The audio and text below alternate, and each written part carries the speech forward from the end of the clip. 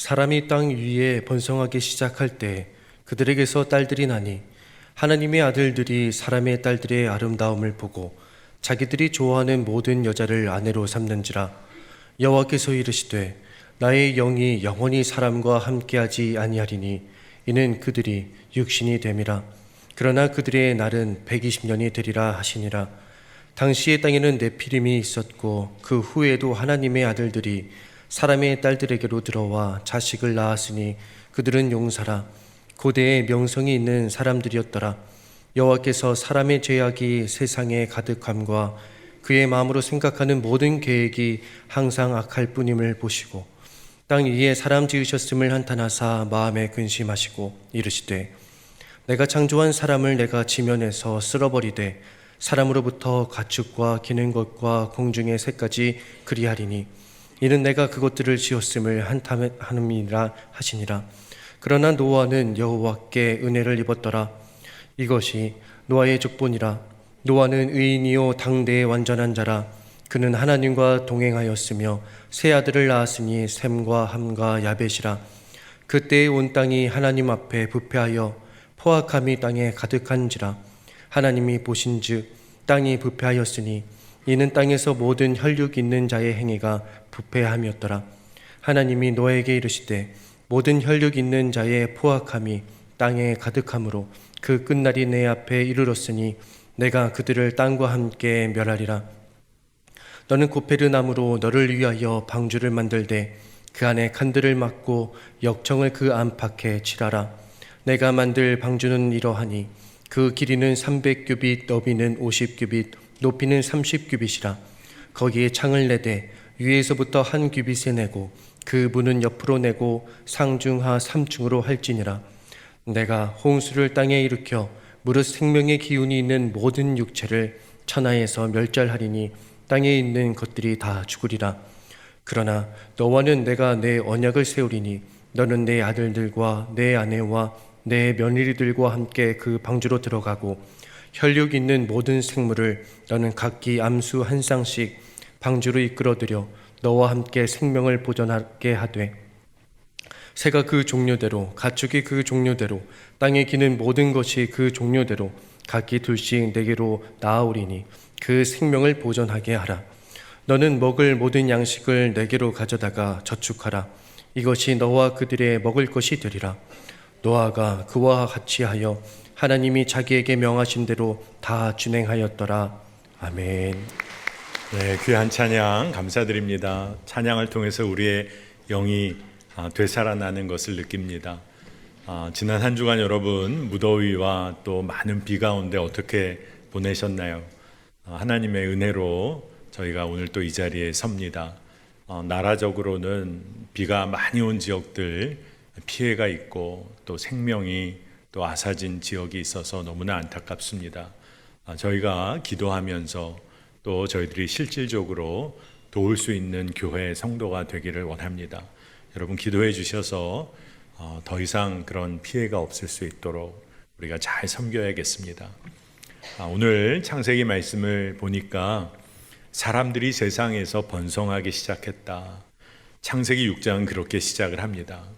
사람들이 번성하면서 어떤 일들이 이루어졌을까요? 말씀을 보면 하나님의 아들들이 사람들의 딸들을 보고 그 아름다움을 보고 자기가 좋아하는 모든 여자를 아내로 삼았다. 오늘 말씀 2절에 그렇게 이야기하고 있어요. 하나님의 아들들인데 하나님의 뜻대로가 아니라 자기 뜻대로, 자기가 원하는 대로, 자기 욕구를 따라서 아내를 맞이했다는 것입니다. 하나님의 아들들을 아담의 계보에서 보면 주님과 동행하는 흐름을 의미하는데 사람의 딸이라 하는 것은 가인의 계보에서 자기중심적인 삶을 살아가는 그러한 흐름을 또 말하고 있다고 볼 수 있겠습니다. 그런데 오늘 말씀이 정말 강조하려는 것은 뭘까요? 이제 하나님께 묻고 순종하며 사는 삶에서 사람들이 멀어지기 시작했다는 거예요. 이러한 새로운 삶, 자기 뜻대로 자기 욕구대로 사는 삶이 시작되고 있다는 겁니다. 그래서 이에 관해서 말씀이 분명히 증거를 하는데 창세기 6장 3절에 나의 영이 영원히 사람과 함께하지 아니하리니 이는 그들이 육신이 됨이라. 하나님이 말씀을 하셨는데 유한한 육신을 입고 살기에 그렇다라고 말씀하신 것이기도 하고, 또 다른 핵심은 하나님의 영이 거하지 못할 죄된 삶을 살게 되었다라는 것을 말씀하고 계신 거예요. 여러분, 자기 뜻대로 사는 삶은 세상과 전혀 구별되지 않는 삶입니다. 세상의 방식으로 사는 것이죠. 하나님의 자녀들이 세상의 자녀로 살게 되었다는 거예요. 여러분, 하나님의 영에 이끌리며 살지를 않으니까 세상의 영이 주인 노릇을 하기 시작합니다. 이런 모습을 성경은 다음과 같이 기록하는데 창세기 6장 5절에서 6절입니다.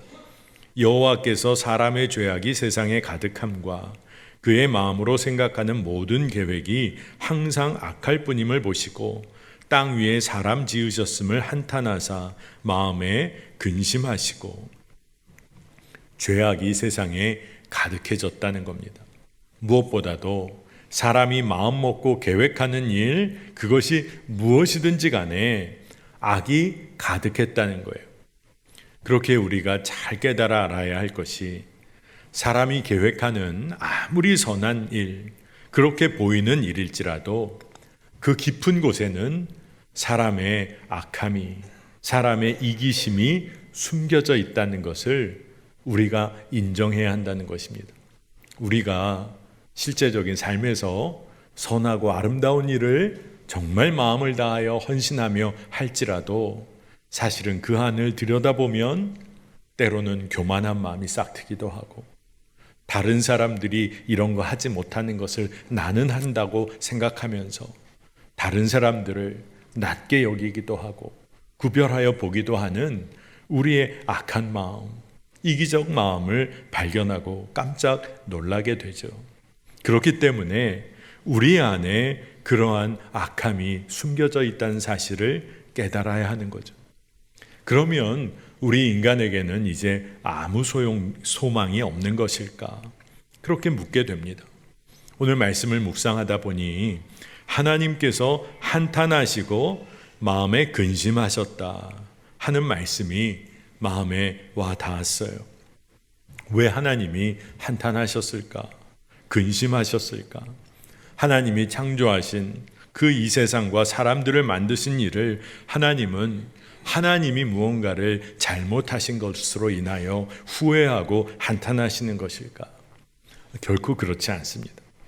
하나님은 당신의 뜻과 계획이 너무나 분명하셨기 때문에 당신이 창조하신 모든 존재들에게 복을 주시기 원하시는 하나님의 마음과 그 뜻이 너무나 명확하셨기 때문에 그 마음에 탄식하신 거예요.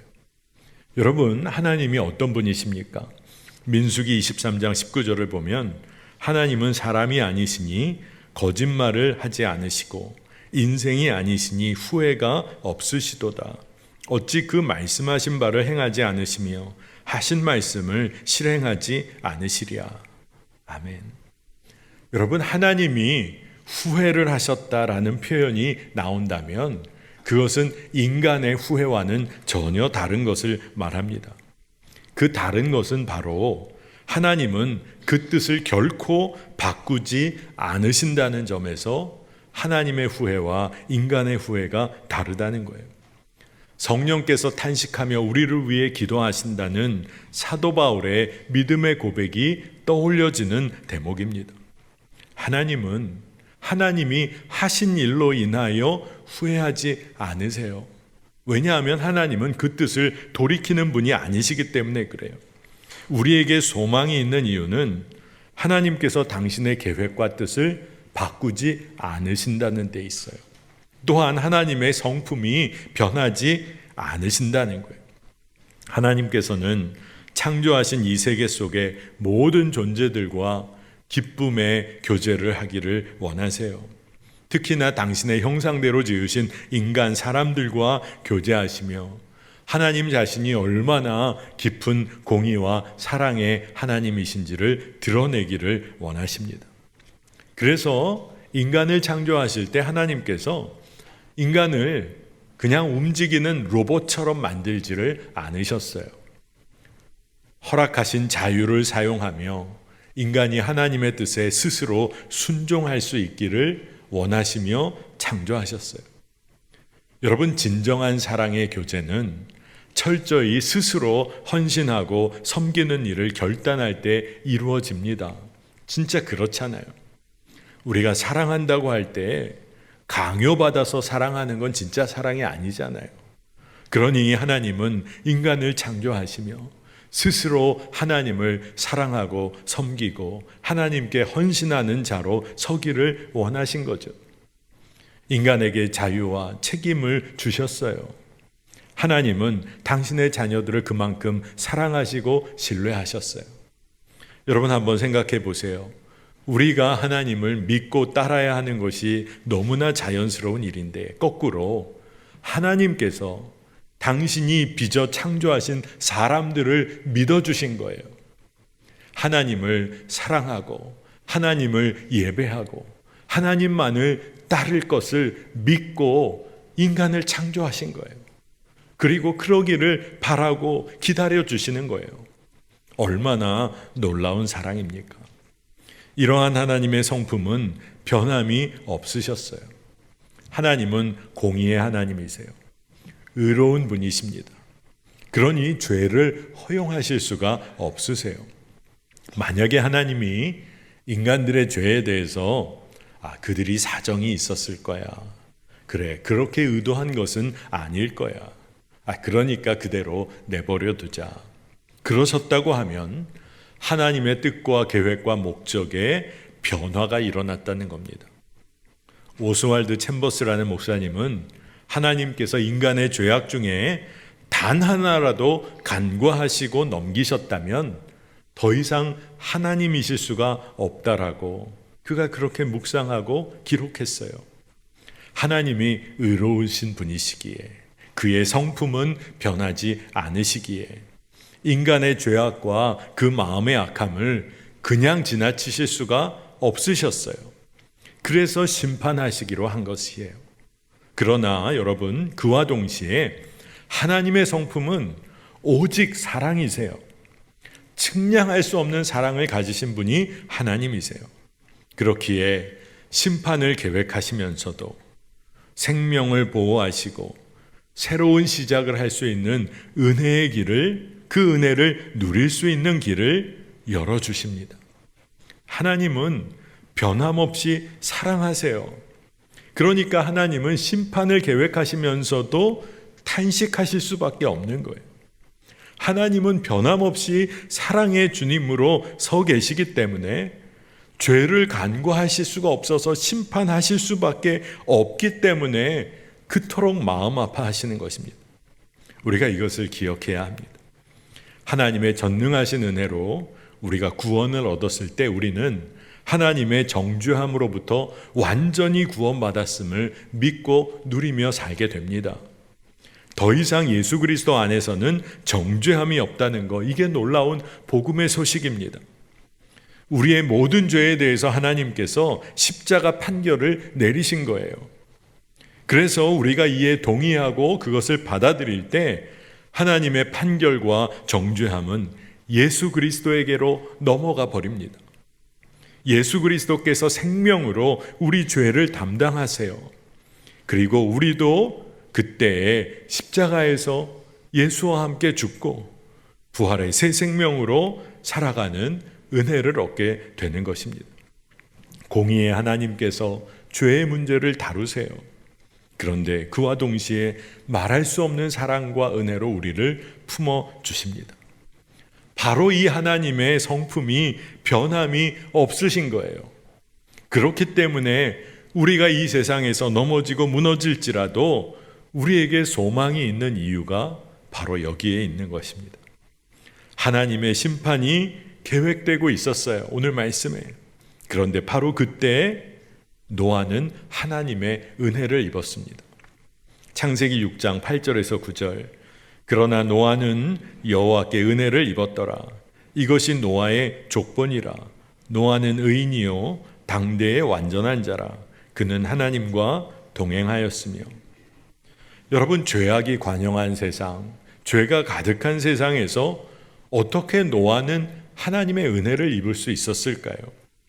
노아가 무엇인가 특별하고 다른 점이 있었기 때문일까요?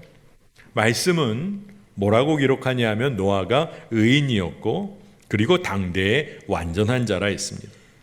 아마 노아가 정말 특별했구나, 그런 마음이 드실 수도 있겠어요. 그러나 사실 그렇지 않죠. 노아도 실수가 있었던 사람이에요. 노아도 완전하지 못했어요. 노아가 의롭고 완전하게 선한 일을 행했기 때문에 은혜를 입은 걸까? 잘했기 때문에 은혜를 입었다면 은혜는 은혜가 아닌 거죠, 사실. 그런데 말씀을 묵상하면서 주님이 깨닫게 해주신 마음이 있었어요. 노아 자신이 의롭다기에 앞서서 노아가 의로우신 하나님을 붙잡은 거예요. 그 의로우신 하나님과 동행했기 때문이구나. 노아가 언제나 선한 일을 이루며 살지 못했을지라도, 그리고 그렇게 완전하지 못했을지라도 노아는 그와 함께 동행하시는 선하신 하나님을 붙잡았구나. 그렇게 깨닫게 됐어요. 노아가 하나님의 뜻을 구하며 하나님과 소통하고 하나님의 뜻대로 순종하려는 한 걸음을 걸어 나갔기에, 그래서 노아가 은혜를 입었구나. 여러분, 하나님께서 은혜를 허락하시려고 하나님의 뜻도 알려주시고 하나님 당신의 마음을 부어주셔도 우리가 완고하게 마음을 닫아버리면, 내 뜻대로만 행하려고 하면 우리의 삶에 하나님의 은혜가 흘러갈 수가 없겠죠. 하나님의 은혜가 우리 삶에서 일할 수가 없는 것입니다. 노아는 의로우신 하나님과 동행했어요. 그게 그의 삶 전부를 바꿔놓았어요. 다른 게 아니었어요. 늘 자신이 부족하고 연약하고 선한 일을 할 수 없는 존재였지만 의로우신 주님을 붙잡고 동행한 거예요. 그 분을 놓치지 않은 거예요. 그러면서 동행하며 매일 하나님께 여쭌 거죠. 그냥 한번 큰맘 먹고 특별한 날에 주님께 여쭈은 게 아니라 매일 하나님의 뜻을 구한 거예요. 그랬더니 노아의 인생뿐만이 아니라 그에게 속한 모든 가족들, 그리고 이 창조 세계의 생명이 구원을 얻을 수 있는 일을 노아를 통하여 하나님은 그 일을 이루어 가셨어요. 여러분, 노아가 입은 은혜가 여러분 부러우십니까? 그러나 오늘 이곳에 모여 예배하는 모든 성도님들이 노아가 입은 은혜와는 비교도 할 수 없는 은혜를 여러분이 이미 누리며 살고 계세요. 여러분, 우리 안에 성령께서 살아서 역사하세요. 그 은혜를 우리가 누리며 살고 있는 거예요.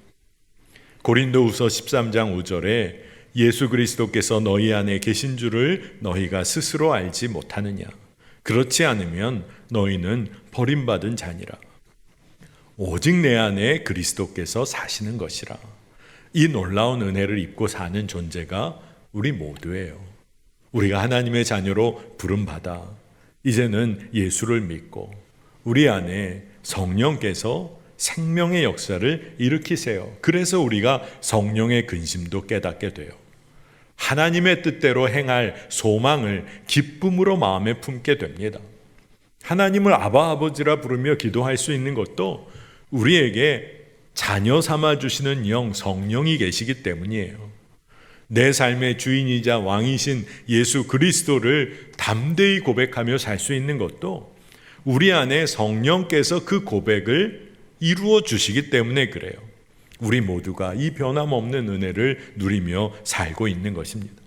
사망의 권세에서 생명으로 옮겨졌어요. 죄악의 사슬에서 풀려져서 결코 정죄함이 없는 사랑과 자유의 삶, 책임 있는 삶을 살 수 있게 됐습니다.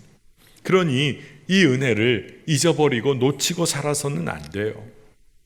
오늘 말씀 보니까 공의의 하나님께서는 모든 혈육 있는 자의 행위가 부패함을 보셨어요.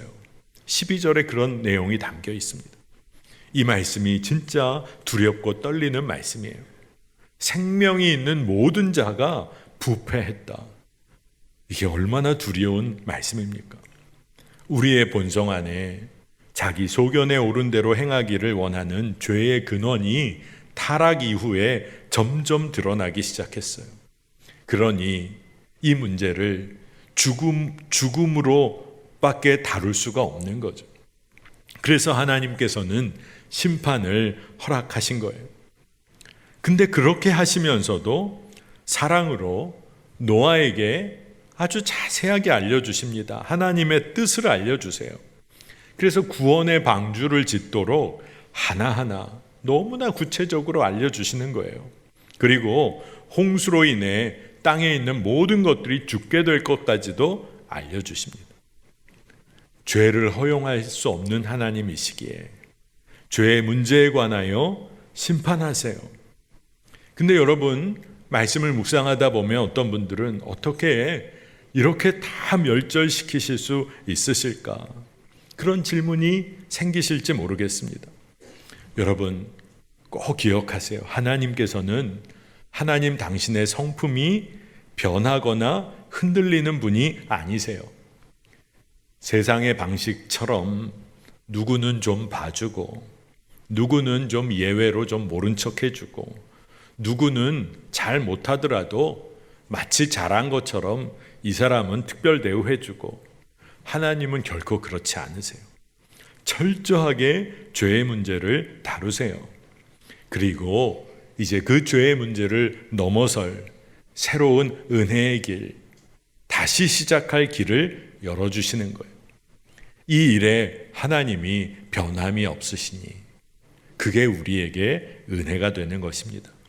창세기 6장 17절에서 18절을 보면 내가 홍수를 땅에 일으켜 무릇 생명의 기운이 있는 모든 육체를 천하에서 멸절하리니 땅에 있는 것들이 다 죽으리라. 그러나 너와는 내가 내 언약을 세우리니 너는 내 아들들과 내 아내와 내 며느리들과 함께 그 방주로 들어가고. 아멘. 새로운 언약을 주셨어요. 노아만 아니라 그의 가족들 방주로 들어가라. 그렇게 말씀을 주신 거죠.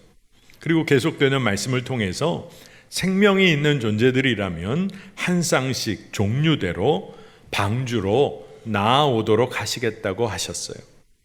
노아 보고 가서 다 모아오라고 하지 않으시고 말씀을 보니까 방주로 나아오게 하신다는 거예요. 주님이 다 하세요. 그리고 노아가 할 일은 이제 그 생명을 잘 보존하도록 방주로 데리고 들어가라는 겁니다. 그리고 먹을 양식을 저축해 놓으라는 거예요. 자, 방주를 믿음과 순종으로 노아가 이제 지어야 했어요. 그리고 가족들과 이끌어 주신 생명들 다 데리고 함께 방주로 들어가야 됐어요. 그 사명을 갖게 된 겁니다. 여러분, 아직 홍수가 시작된 거 아니에요. 홍수의 어떤 조짐, 징조 아직 전혀 보이지 않을 때예요. 하나님의 말씀만 부어진 때예요. 여러분, 그런데 어떻게 노아가 오직 하나님의 뜻, 계획을 믿고 방주를 지으며 순종할 수 있었을까요? 날이 엄청 맑고 환한 날, 어떻게 그렇게 할 수 있을까요? 여러분, 히즈윌이라는 찬양팀이 있습니다. 아마 아시는 분 계실 거예요.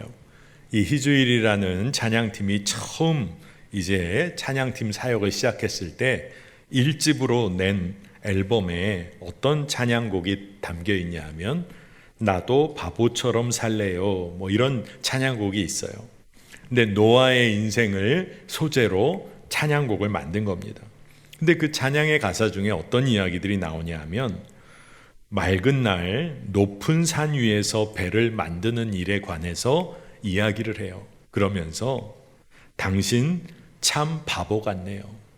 당신 정말 바보 같네요. 그렇게 노래를 합니다. 눈부신 해가 뜨면 비의 약속을 잊을 법도 한데 당신 계속해서 방주를 짓고 있으니 참 바보 같네요. 정말 바보 같네요. 날마다 듣는 조롱의 그 외로운 길 멈출 법도 한데, 포기할 만도 한데 묵묵하게 그 길을 걸으니 당신 참 바보 같네요. 당신 정말 바보 같네요. 이게 찬양에 계속 나와요. 근데 찬양의 제일 마지막에 당신 참 바보 같네요. 당신 정말 바보 같네요. 나도 바보처럼 살래요. 그렇게 찬양을 마무리합니다.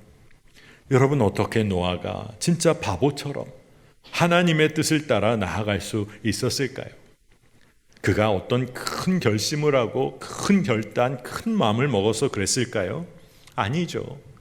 일상 가운데 의로우신 하나님을 의지하며 동행한 거예요. 주님을 늘 따르는 삶을 하루하루 쌓아온 거예요. 그러다 보니까 결정적인 순간에 주님의 성품이 믿어져요.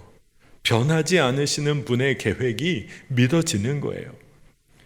여러분, 믿음이 있는 자는 순종하고 순종하는 자가 믿는 자예요. 노아는 늘 하나님과 동행하며 그의 믿음이 깊어졌어요. 그리고 그 믿음으로 순종한 거예요. 여러분, 노아가 특별해서일까요? 노아와 함께 하시는 하나님이 특별한 분이시기 때문에 그래요. 그 주님을 놓치지 않고 산 노아가 지혜로운 것이죠. 여러분, 믿음이라는 것은 자신의 어떤 큰 결단이나 헌신을 의미하는 게 아니에요. 믿음은 우리에게는 불가능하다고 판단되는 일이지만 하나님에게는 가능하구나. 이것을 고백하고 살아가는 것이 믿음이에요. 세상적으로는 이게 도대체 되겠어? 이성적으로 판단해 보면 이거는 너무나 불합리하고 정말로 효율적이지 않아. 그러나 하나님께는 능치 못하심이 없다는 것을 믿고 고백하며 사는 것이 믿음의 길인 것입니다. 창세기 6장 22절에 노아가 그와 같이 하여 하나님이 자기에게 명하신 대로 다 준행하였더라. 여러분, 얼마나 놀라운 삶입니까? 하나님이 명하신 모든 말씀을 따른 노아의 삶이 은혜의 통로가 됐어요. 새로운 생명이 시작될 통로가 되었어요. 여러분, 왜 우리의 삶이 그토록 무기력하고 쉽게 흔들리는지 그 이유를 우리가 정확히 알아야겠습니다. 알려주시고 깨닫게 해주시는 하나님의 말씀이 있음에도 전혀 반응하며 살지 않기 때문에 그래요. 말씀은 있는데 순종이 없어요. 그러니 너무나 우리가 말씀을 귀로만 듣고 삶으로는 살아내지를 않으니 쉽게 무너지는 거예요. 하나님의 말씀에는 그토록 무반응하면서 세상의 소리에는 얼마나 민감하게 반응하는지 죄의 길에 빠져들어요. 헤어나오지를 못하는 겁니다. 의로우신 주님과 동행하며 이제 우리가 주님께 순종해야 할 일이 있겠다 하는 생각이 듭니다. 하나님은 노아를 찾으셔서 노아를 통해 일하신 것처럼 하나님 당신의 음성에 순종할 이들을 찾으세요. 노아가 방주를 짓고 가족들과 함께 방주로 들어가야 할 사명을 그가 받았잖아요. 각 종류대로 생명에 있는 것들 다 한 쌍씩 방주로 데리고 들어가야 할 사명을 노아가 받았잖아요. 그렇다면 지금 이 시대를 사는 우리는 어떤 사명을 받은 걸까요? 우리는 어떨까요? 우리는 구원의 방주인 그리스도의 몸된 교회를 세워나가는 일에 부름받았어요. 구원의 은혜 안으로 우리에게 허락하신 이들, 가족들, 동료들, 우리가 만나는 이들 함께 데리고 은혜의 보좌 앞으로 나아갈 사명을 받았어요. 하나님께서 이 일에 우리 모두를 불러주신 거예요. 그럼에도 우리는 때로 마음속으로 난 아닐 거야. 내가 뭘. 여러분, 분명히 아셔야 돼요. 하나님의 성품은 변함이 없으세요. 여러분을 하나님의 자녀로 삼으셨는데, 그리고 그 하나님께서는 한 사람도 빠짐없이 하나님 구원의 사역에 동참하도록 불러주셨어요. 나는 안 부르셨을 거야. 나 같은 사람, 난 바쁘기도 하고 난 아닐 거야. 여러분, 아닙니다. 하나님은 완전한 사랑과 공의의 하나님이시고 그의 계획과 뜻을 바꾸지 않으세요. 선한 뜻을 이루세요. 한 사람도 여러분 이곳에 있는 분들을 놓치지 않으세요. 그러니 우리를 통하여 일하기 원하시는 하나님께서 우리를 사용하세요. 가장 아름다운 사랑과 공의로 우리를 이끌며 사랑하시며 우리를 이끌어 사용하십니다.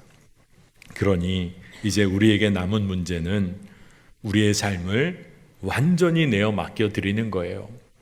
여러분, 아마 이곳에 다 부모님들 많으시죠? 자녀를 둔 부모님들 많으십니다. 자녀들이 나이가 들어 이렇게 성장했더라도 여러분 여전히 부모님이시잖아요. 이 자연의 순리대로 우리가 살아간다고 하면 대부분의 부모님들은 자녀보다 먼저 하나님의 부르심을 다 받으실 거예요. 근데 자녀를 이 땅에 남겨두고 가는 부모님의 마음은 어떠실까요? 잘 살기를 원하는데 공부 잘 시키고 세상에서 인정받을 능력 갖추게 해서 잘 성장시켜 놓으면 여러분 그러면 되는 겁니까? 아니에요. 하나님만 의지할 수 있는 자녀로 세워놔야 그래야 되는 거 아니겠어요? 여러분, 자녀를 혼자 그대로 두면 부모의 마음은 걱정이 있을 수 있어요. 어린 자녀나 큰 자녀나. 근데 여러분도 하나님의 자녀이니 여러분의 인생을 하나님께 완전히 내어 맡겨드리는 그 삶을 자녀에게 가르쳤다면 그것으로 된 거죠. 자녀가 자녀들의 삶을 하나님께만 의지할 수 있는 믿음의 지혜를 붙잡았다면 완전히 의로우시고 완전히 사랑으로 충만하신 하나님, 그분과 동행하는 삶을 알게 되었다면 그러면 된 거죠. 뭐가 걱정이겠습니까? 여러분, 우리 삶을 주께 맡겨드려야 합니다. 우리는 연약하고 죄 가운데 거하여 무너질 때가 있지만, 우리를 바라보면 절망이지만 의로우시고 사랑으로 충만하신 하나님과 동행하는 우리의 삶의 길에는 놀라운 역사가 있는 삶이 될 줄을 믿습니다. 여러분, 믿음의 지혜를 갖고 살아가시기를 축복합니다. 함께 기도하겠습니다. 하나님, 오늘 주 앞에 나와 예배하며 주께 모든 것 내어 맡길 수 있는 자녀의 삶을 살게 하시니 감사합니다. 의로우신 주님께서 행하시는 모든 일의 결과가 언제나 사랑과 은혜로 우리를 품으시는 것, 그것임을 믿습니다. 노아처럼 말씀에 순종하며 사는 삶, 의로우신 주님과 늘 동행하는 그 길을 걷게 하여 주옵소서. 내 눈에 보기에 좋은 것 따라 사는 어리석은 삶에서 벗어나게 하시고 주의 뜻을 따라 하나님 구원 사역에 동참하는 놀라운 기쁨을 누리며 살게 하여 주소서. 매화교회 모든 성도들의 가정과 일터가 주여 주께 완전히 맡겨지고 내어드림으로 주여 하나님의 정확한 인도하심을 누리며 사는 복이 있게 하여 주옵소서. 감사드리며 예수님의 이름으로 간절히 기도합니다. 아멘.